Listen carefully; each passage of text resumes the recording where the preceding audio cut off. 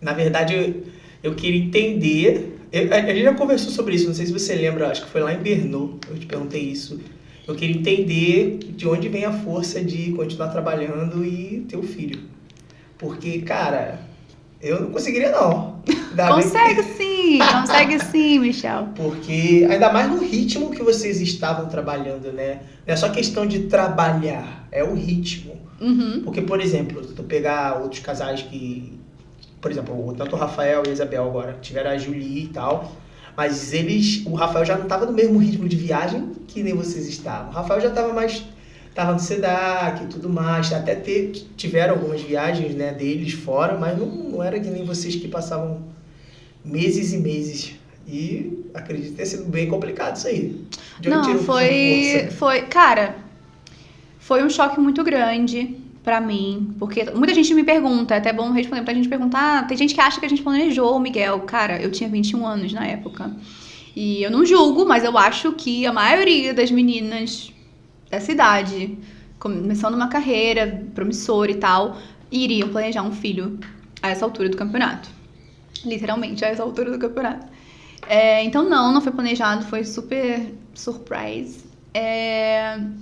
Era pra ser, né? Nessa que eu acredito, acho que tudo que acontece na nossa vida é pra ser, então é importante a gente aceitar o que a gente passa, né?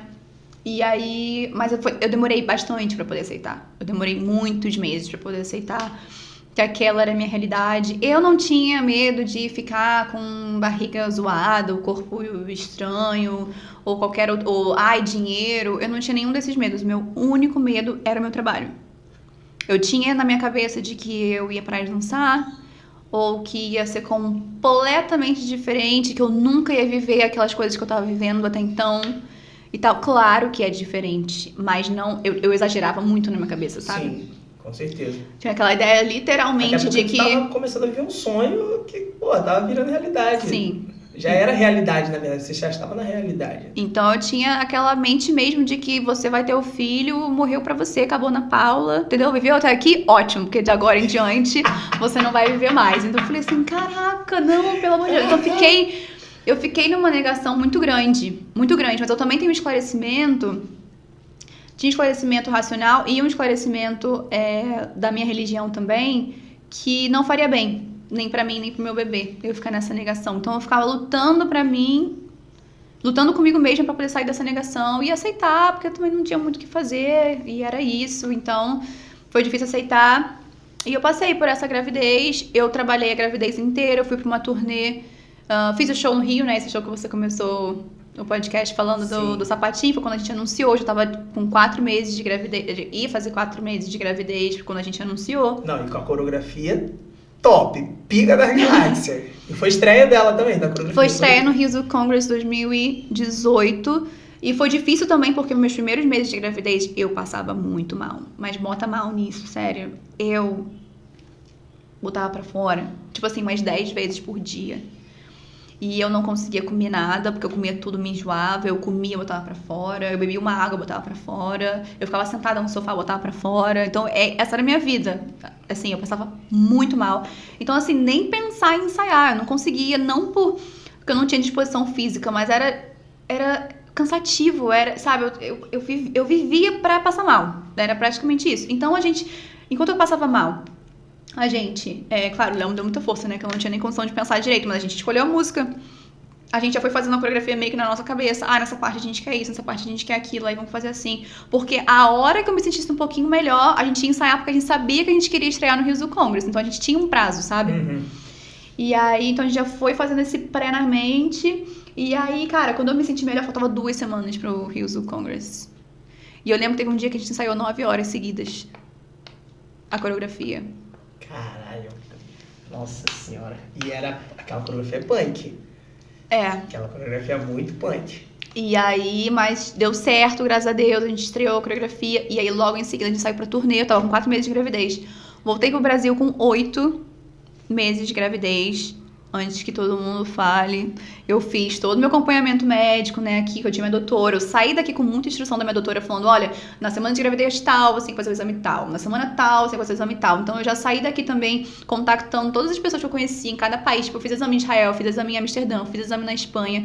Eu contactava alguém que eu sabia que tinha conhecimento médico, ou foi mãe, e falava assim, me indica um lugar bom pra fazer exame tal. E aí ia lá, pagava e fazia o exame. Então, eu tive todo o acompanhamento, sempre checando com um médico local, falando assim, olha, tudo bem eu continuar fazendo isso? Eu mostrava vídeo. Eu falava assim, olha, eu faço isso aqui. Vê se é seguro. Vê se é seguro, vê se eu posso continuar. Pode continuar. E eu lembro que foi muito marcante, eu fui num médico em Israel, eu tenho o cartãozinho dele até hoje, porque ele era o presidente de obstetrícia da Europa, do Conselho da Europa. E ele trabalhava e ele era de Israel, só que ele ia pra Europa toda hora. E ele me deu o cartão dele e eu guardo até hoje, porque ele falou assim, olha, qualquer coisa você me liga, qualquer coisa, a qualquer momento você me liga. Fui atendida por ele, fiz ultrassom com ele e tal. E eu também, mesma coisa, eu tinha acabado de fazer uma apresentação, tipo, na noite anterior, lá em Israel, que eu girava embaixo, levantava, fazia um monte de coisa. Eu estava com 7 meses. Eu falei assim, deixa eu mostrar pro senhor... O que eu fiz ontem? O que eu fiz ontem? E você só me... Não, primeiro ele falou assim, quando ele me examinou, a gente sentou pra falar, pra conversar sobre a consulta. Aí ele, olha, ele começou assim, eu não sei o que você tá fazendo, mas só continua, porque você tá perfeita. Só continua. Eu falei assim, posso te mostrar o que eu tô fazendo? Só pra poder ter certeza se esse conselho de continua é válido. Ele pode. Aí eu mostrei um pouquinho do vídeo, que eu já começava fazendo, sei lá, várias coisas. Eu lembro qual foi o vídeo até hoje. E aí ele olhou e falou assim, tá ótimo, você tá bem? Tô ótima. Aí ele, continua. Nossa senhora, só continua. Eu falei assim, se o presidente do Conselho de Obstetrícia da Europa falou que eu posso, eu quase postei isso no Facebook. Tinha uma galera chata, né? Ficava falando? Falando que não pode fazer, porque é gravidez, vai matar o bebê, porque o bebê vai nascer assim, vai nascer assado, e não pode girar, e não pode ficar de cabeça pra baixo, e não sei o quê. E eu não sou muito de falar, principalmente em rede social, e eu sabia que eu tava sendo acompanhada, eu sabia que eu não tava sendo negligente. Sim. Então eu tava com minha consciência tranquila.